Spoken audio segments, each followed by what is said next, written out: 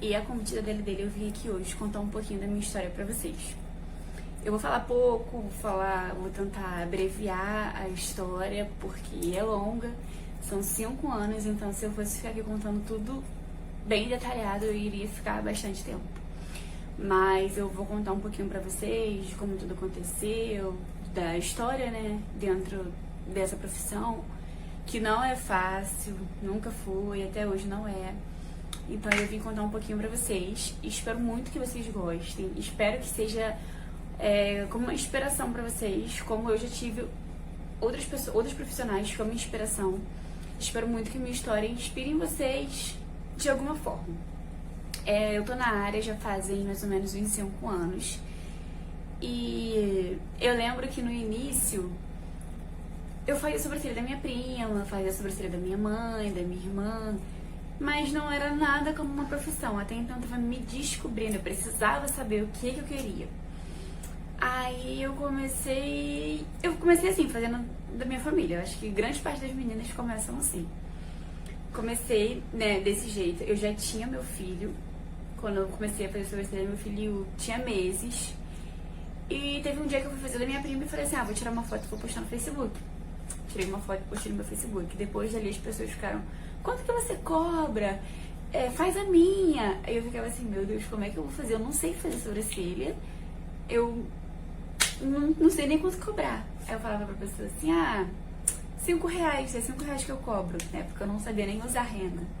É R$5 que eu cobro. Aí eu cobrava R$5 a pessoa e eu fazia design.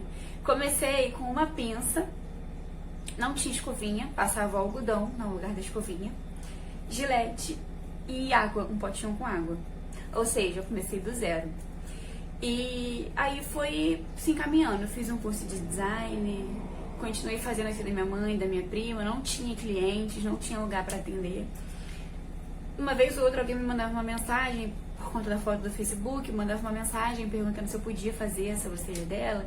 Eu falava, posso sim, vem aqui. Aí a pessoa vinha na casa da minha mãe, eu pegava uma cadeira da cozinha, colocava na varanda, lembro até hoje, colocava na varanda, e eu tinha uma necessaire, porque dentro dessa necessaire tinha algodão, pinça, essas coisas.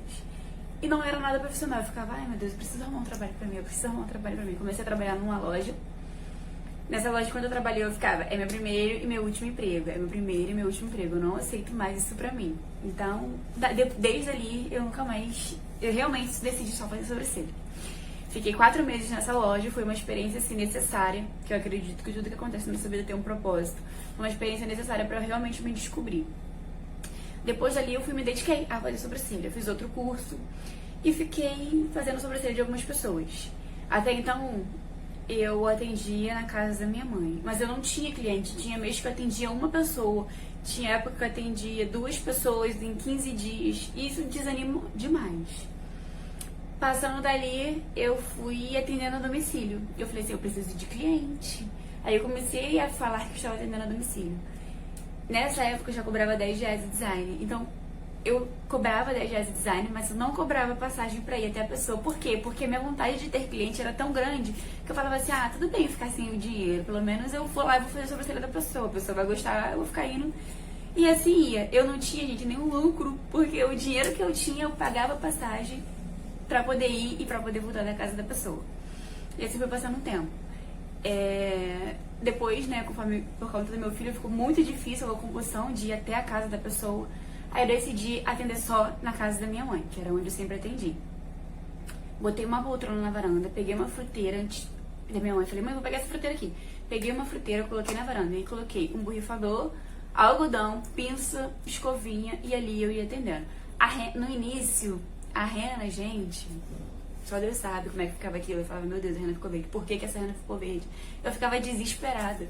Mas conforme o tempo foi passando, eu fui aprendendo a trabalhar, fui pesquisando, eu sempre falo, eu sou muito curiosa, então a gente precisa ser curioso, a gente precisa olhar e falar, mas por quê? Pesquisar. Hoje a gente tem um mundo na nossa mão, que é o celular, tudo que a gente quiser a gente encontra ali. Então eu sempre ia pesquisando, procurando o porquê. E assim foi indo. Falei com as meninas que eu atendia a domicílio, né, que eu ia passar a atender na minha casa, na casa da minha mãe. Aí comecei a atender na casa da minha mãe, coloquei essa poltrona e fui atendendo, gente. Fui atendendo ali, fui postando foto. Quando eu fui ver, estava uma proporção tão grande que a varanda da casa da minha mãe já não estava mais suportando isso. Aí eu falei, meu Deus, Eu não tenho lugar pra atender, não tenho conforto nenhum pra dar. Como é que vai ser comportar essa mulherada toda? Falei, quer saber, eu vou atender lá na garagem. Aí fui pra garagem da casa da minha mãe, coloquei a poltrona lá, coloquei a fruteira do mesmo jeito. Tem uma publicação no meu Instagram que lá mostra como é que era. Gente, é telha até hoje, é telha. Quando batia sol, era um calor, mas um calor. Não tinha banheiro, os clientes precisavam usar o banheiro da minha mãe. Não tinha água, eu pegava água lá da garrafa da minha mãe e servia para os meus clientes. Não tinha conforto nenhum, não tinha nada, mas o meu sonho em crescer dentro da área era tão grande que eu fazia daquilo dali uma motivação. Foi quando eu decidi tirar uma foto que eu tenho bem antiga, porque eu sabia que algum dia aquilo dali ia servir de motivação pra alguém. E hoje realmente serve, gente. Isso pra mim não tem preço. E eu fui passar a atender na garagem da casa da minha mãe. Quando chovia, goteirava muito. Então a gente ficava sem saber pra onde que nós íamos. Eu arrastava a cadeira um pouco pra cá, começava a goteirar. A água passava assim no pé dos meus clientes, no nosso pé. Toda vez que era quando chovia, eu falava, ai meu Deus, é hoje. Mas eu não desisti. Eu falei, não, eu não posso desistir. Aí eu ficava, não, cheguei até aqui, né, tal. Mas não vou falar que sempre foi mil maravilhas, não. Tinha dias que a vontade era de jogar tudo pro alto. Não quero, sei lá, parece que tudo pra outras pessoas é mais fácil. E não é pra mim.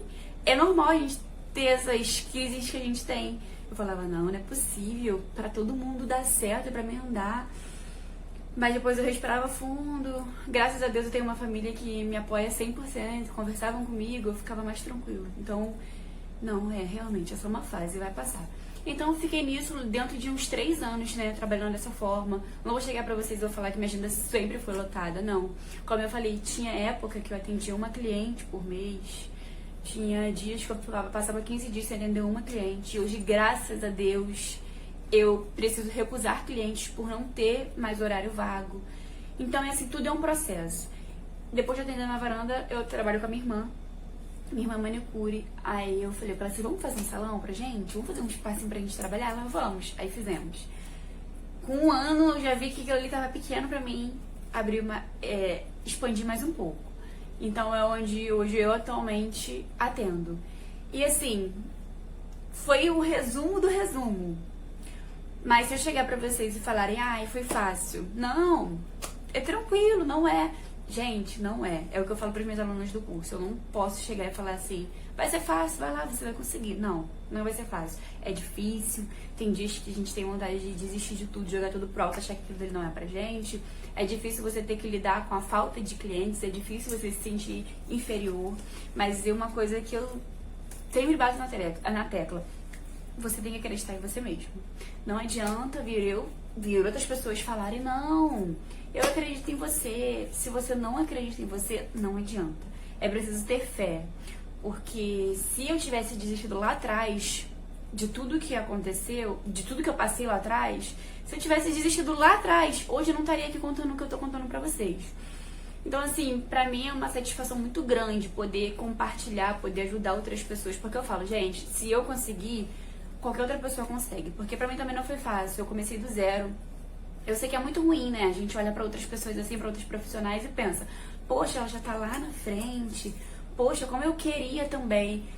Todo mundo tem esse sentimento, gente. Mas assim, cada um tem um degrau, cada um está em um degrau. Uma pessoa que já tá lá na frente, ela já passou pelo que você passa hoje, ela já passou pelo que eu passo hoje. Então, assim, cada um tem o seu processo, cada um tem o seu tempo.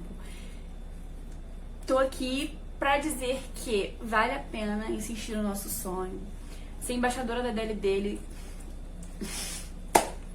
Sempre foi meu sonho, não porque eu nunca imaginei que poderia ser embaixadora, mas assim, você ser reconhecido, você vê que, tipo assim, nossa, meu esforço vale a pena, é maravilhoso. Então, assim, eu vivo os meus sonhos, então eu acredito que qualquer outra pessoa também possa viver o sonho dela. Não desiste, gente.